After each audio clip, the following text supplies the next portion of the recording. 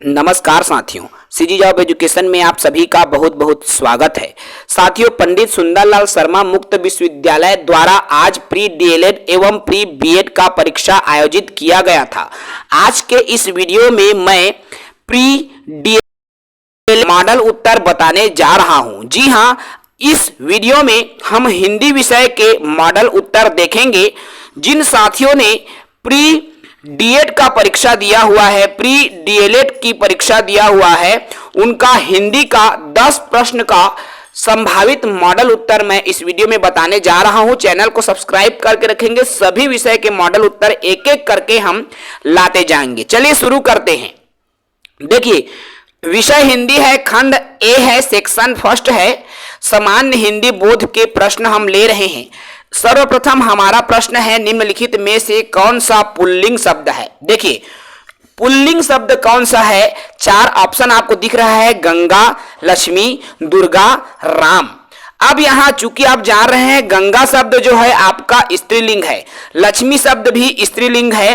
अब यहां 2 ऐसे विकल्प आ रहे हैं, दुर्गा और राम। जब आप अपने जीवन में, दैनिक जीवन में देखते हैं तो दुर्गा नाम का लड़का भी होता है और लड़की भी होता है, लेकिन जब आप चौथे ऑप्शन पर आते हैं साथियों, तो यहां पर राम दिया हुआ है जो कि अपने आप में एक पुल्लिंग है, इसलिए इसका सटीक उत्तर हो जाएगा डी। जी हां, डी, राम इसका सही उत्तर हो जाएगा। चलिए प्रश्न क्रमांक दूसरा देखिए।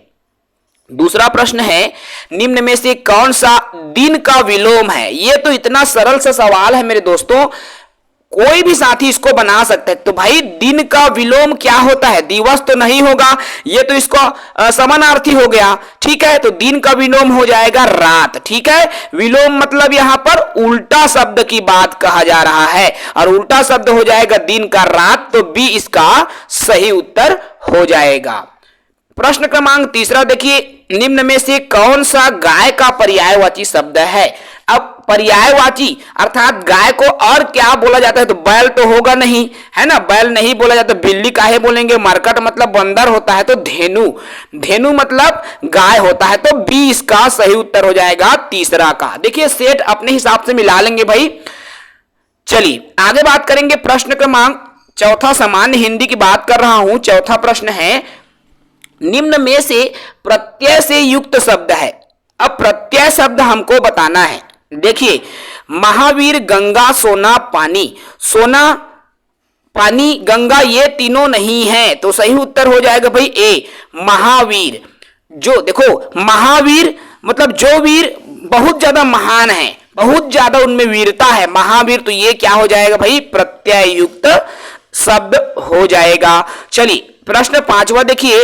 पांचवा प्रश्न क्या कहता है, निम्नलिखित में से देशज शब्द कौन सा है?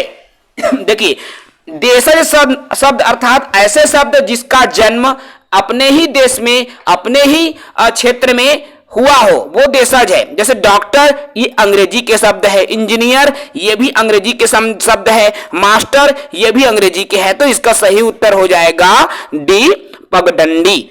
ठीक है भाई, तो पगडंडी क्या है? यह एक देशज शब्द है। ठीक है, चलिए प्रश्न क्रमांक छठवां में आ जाते हैं। प्रश्न क्रमांक छठवां है और छठवां क्या है, निम्न में से, निम्नलिखित शब्दों में से सर्वनाम शब्द नहीं है। की पॉइंट पर विशेष ध्यान दिया करें साथियों, नहीं है बोला जा रहा है। ठीक है, ए वह, बी आप, सी तुम, या डी हम।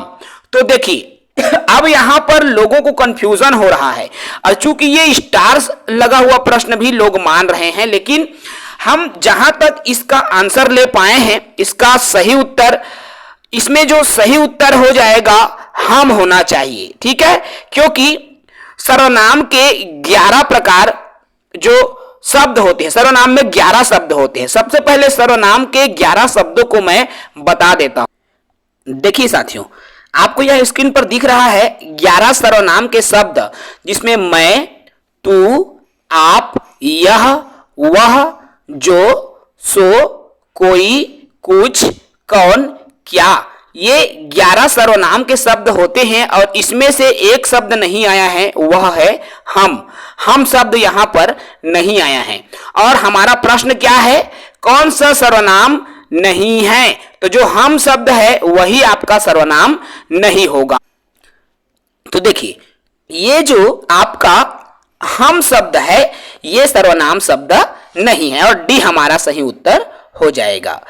चलिए प्रश्न 7वां देखिए, निम्नलिखित में से तत्सम शब्द बताना है। अब तत्सम अर्थात तत्सम उसके समान, तो किसके समान? संस्कृत के समान जो होता है, हूबहू संस्कृत से ही हिंदी में आया हो उसे कहा जाता है तत्सम शब्द। देखो भाई क्या हो जाएगा, कौवा, कौवा तो नहीं होगा, कार ये भी नहीं, गाय, गाय को धेनु कहा जाता है संस्कृत में, तो गौ, गौ क्या है भाई? संस्कृत के शब्द हैं अर्थात तत्सम शब्द हैं। ठीक है, ये इसका सही उत्तर हो जाएगा। चलिए प्रश्न क्रमांक 8वां देखिए, निम्नलिखित शब्दों में से विदेशी शब्द बताना है अर्थात विदेशज बताना है।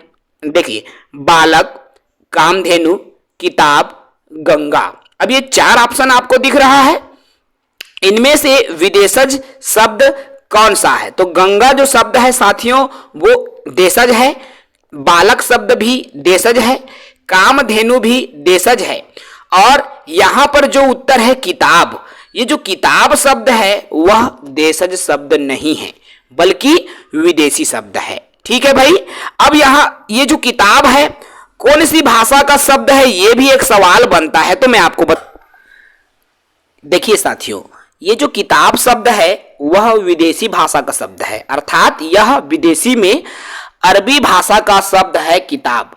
ठीक है, इसलिए किताब इसका सही उत्तर हो जाएगा। ठीक है, जो कि विदेशी शब्द है। तो समझ में आया, आपका 8वां प्रश्न का जो सही उत्तर हो जाएगा किताब, जो कि अरबी भाषा का शब्द है। ठीक है भाई, चलिए 9वां प्रश्न में आ जाते हैं। प्रश्न क्रमांक 9 है, भाषा की सबसे छोटी इकाई कौन सा है? ए वर्ण, बी शब्द, सी वाक्य, डी है संधि। तो चूंकि भाषा की सबसे छोटी इकाई ध्वनि है और इसमें ऑप्शन में ध्वनि नहीं है, वर्ण है, तो भाषा की सबसे छोटी इकाई वर्ण है। वर्णों से शब्द बनता है, शब्दों से वाक्य बनता है और वाक्यों से फिर एक बड़ा निर्मित होता है। ठीक है भाई, चलिए 10वां प्रश्न है, निम्नलिखित में से कौन सा शुद्ध शब्द बताना है? स्कूल। मित्रों यहां पर मैं बता दूं, ये जो स्कूल है SCHOOL, अंग्रेजी में स्कूल का स्पेलिंग यही होता है।